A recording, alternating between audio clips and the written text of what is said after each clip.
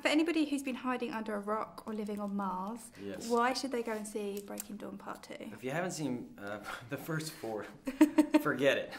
No, if you haven't seen the first 4, I think you should definitely have a Twilight where you rent the first 4 and stay up till mad hours of the night cooking popcorn and checking it out, because it's really become this fun cultural phenomenon, and you're missing out. And if you have seen the first 4, I don't know why you would stop there. It's kind of like running a marathon and then realizing you're about a mile away and just going, forget it. I'll stop now. Well, I'll just stop now. So what's been your favourite part of filming, or your favourite scene from this movie? This last one, I kind of enjoyed. Carlisle in this one goes around and collects all these vampires from all over the world, so it was fun for me to go out and introduce new cast to the film, and go out, and these are all Carlisle's friends from over the ages, and to get to see his Rolodex of friends is kind of fun. So you played Dr. Carlisle Cullen, as we said in the films. Have you picked up any skills or saved anybody's life recently?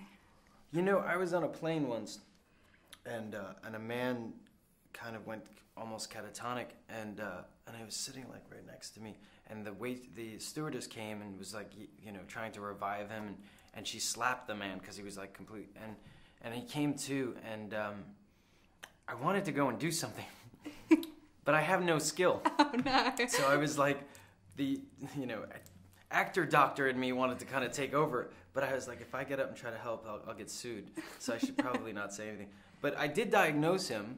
I thought he had a stroke, so I mentioned to the stewardess, I said, I think he might have had a stroke. I'm not a doctor, but I play one on film and TV. And I think he might have had a stroke, so you might want to have him checked when he gets down. In your TV professional Yeah, opinion. my TV professional opinion. I do play 2 doctors. I always say I'm the 2 out of 3 doctors that recommend something. What's been the best and worst thing about the Twilight saga for you? The best thing for me is the relationships I've formed with the cast, and it's been a special experience, because as an actor it's almost like you create this family, and then you're done with the film and you move on to the next, and you could never really replicate that bond that you've had on that particular film, because even if you work with another actor or actress on another movie set, it's a completely different experience. It's a different director, it's a different material, so there's just a different energy there.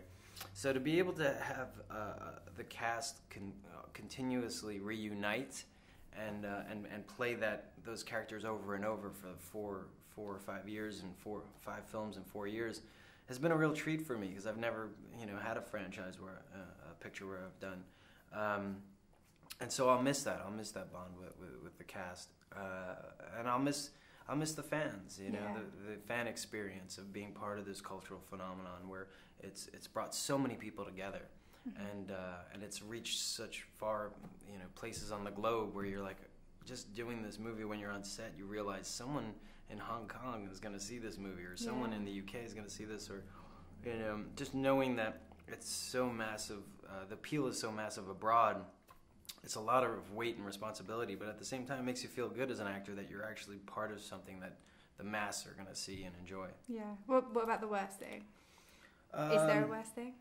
Well, I didn't really enjoy the contact lenses. I don't think the cast really enjoyed those. It was like, pouring salt in your eyes every day.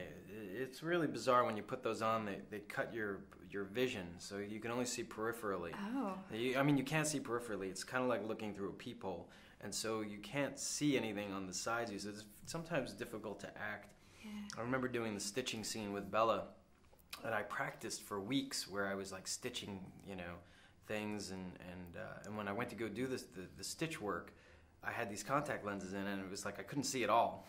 So I should have been practicing with a blindfold on, because I couldn't see. So I at the end of the day, I had to take them out when they shot over me to do the stitching. I thought I did a nice job.